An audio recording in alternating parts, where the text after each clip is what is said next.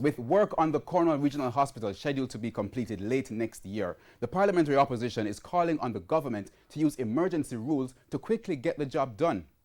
A team from the opposition toured the hospital today as authorities struggle to get services back to normal. We have the details from TVJ's Andrea Chisholm. Construction activities in full swing at the Cornwall Regional Hospital in St. James. Since 2016, the Health Ministry has been grappling with a crisis of epic proportions as noxious fumes resulted in poor air quality. After several missed deadlines, Chairman of the Independent Oversight Committee, Professor Archibald MacDonald, said repairs are now estimated to cost between $3.8 and $4 billion. He also lamented that the procurement process has been hampering progress. For opposition spokesman on health, Dr. Maurice Guy, emergency procurement could have been done to fast-track a lot of the work that is being done here. We understand, as Professor MacDonald and the Minister himself has said, that the building needs drying out. But interestingly, if you got a building quicker, it will dry out quicker.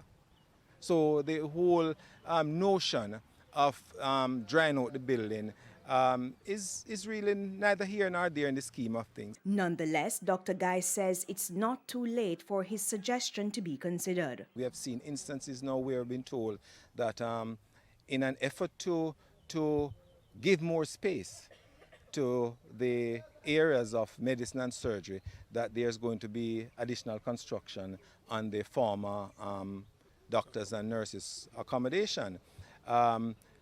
That could be an emergency because, I mean, the doctors are working under cramped situations. The patients have to be, if you saw what happened in the casualty area, have to be sitting 2, 3, and upwards of 4 days after being admitted to the hospital but unable to find a bed. That part could be issued on emergency procurement so that they could construct that building quicker. After touring the facilities with a team, including Dr. Dayton Campbell, the man who previously held his job, the opposition spokesman on health made this observation. I don't think we should have waited until the roof is completed before the gutting, which is taking place now.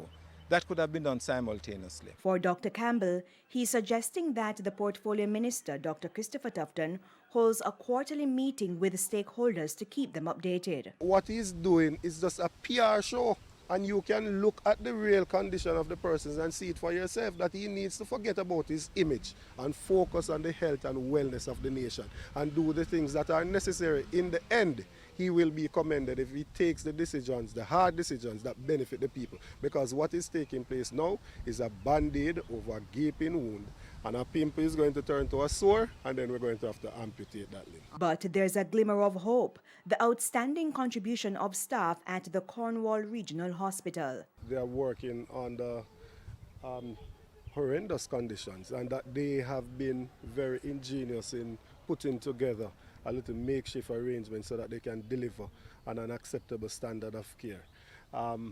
And to be frank, you can see that they are overworked and underpaid. And I mean, I can only imagine that we are going to be losing staff and not being able to attract new persons to work at this facility based on the current arrangement. And just imagine the stress that it causes on the surgery team that has to travel to Falmouth to do surgeries, and they have to be in between the two facilities. Andrea Chisholm, TVJ News.